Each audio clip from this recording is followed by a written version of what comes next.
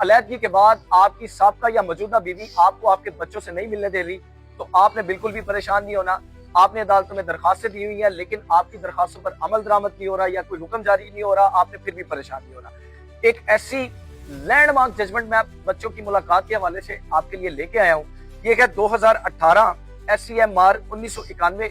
ये 3 रुकनी bench supreme court of Pakistan का, जिसमें ऑनरेबल जस्टिस बशीर आलम साहब, honourable justice mister Faisal Arab साहब और honourable justice mister Sajjad Ali Shah साहब, इन्होंने ये फैसला जारी किया। और इस फैसले की रोशनी में ऐसा एक कंप्रीहेंसिव जो बच्चों की विजिटेशन है उसका प्लान दिया कि जो बच्चों की हजानत और मुलाकात, इस जजमेंट में सुप्रीम कोर्ट ऑफ पाकिस्तान ने बड़ा कैटेगोरिकली मेंशन कर दिया है, ये रूल तय कर दिया है कि बाप हर वीकेंड अपने बच्चों के साथ अपने घर पर मुलाकात कर सकता है। यानी कि जुमा की रात को वो बच्चों को माँ के घर से पिक करेगा और इतवार को वो बच्चों को माँ के घर ड्रॉप करेगा। इसी तरह से ईद उल अजहा और ईद उल फितर, इस पर चांद रात को बच्चों को माँ के घर से उठाएगा, पिक करेगा और ईद के दूसरे दिन माँ के हवाले करेगा। इसी तरह बच्चों की बर्थडेज पे आमतौर पे ये पाया जाता है कि महीने में 2 मुलाकातें होती हैं, लेकिन ये एक इनकलाबी जजमेंट है। आप अपने अदालतों में अपनी बहस में ये जजमेंट जो है वो 2018 SCMR 1991 इसको पेश करें और इसके मुताबिक ही शेड्यूल तय करवाएं।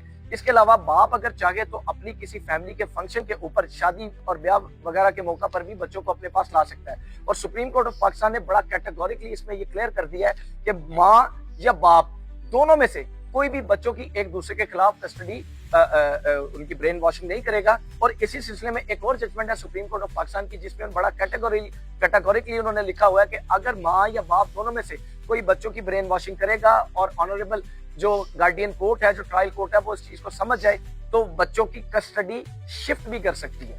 बहुत शुक्रिया।